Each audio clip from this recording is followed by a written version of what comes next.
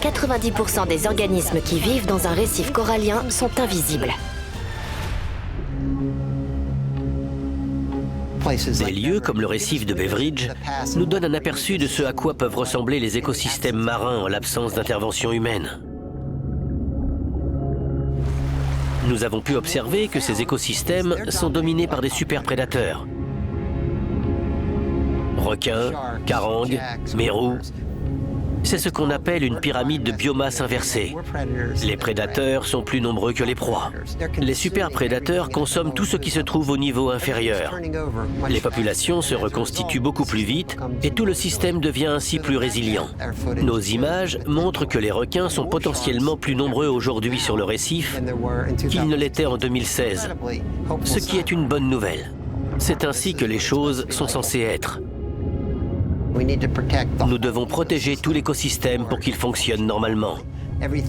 Des plus gros animaux marins jusqu'aux plus petits organismes que nous ne voyons même pas.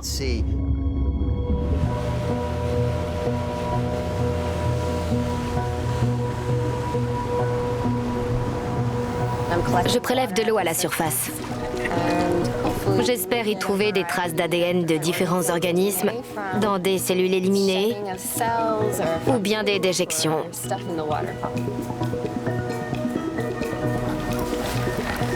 Quand on veut protéger un milieu, l'un des meilleurs outils de mesure est la biodiversité, c'est-à-dire combien d'organismes vivent dans ce milieu.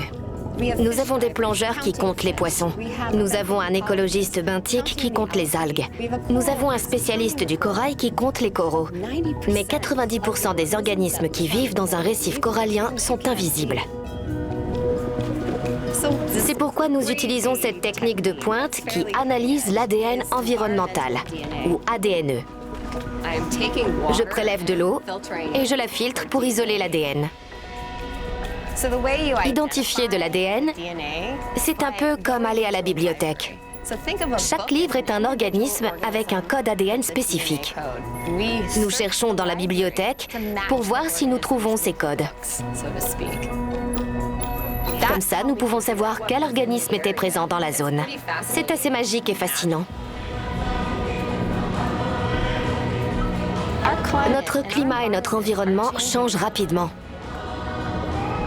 Grâce à l'ADNE, nous pouvons comparer les niveaux de diversité à l'échelle du globe et jauger différents organismes, ce qui nous donne une vue d'ensemble de ces changements dans le temps.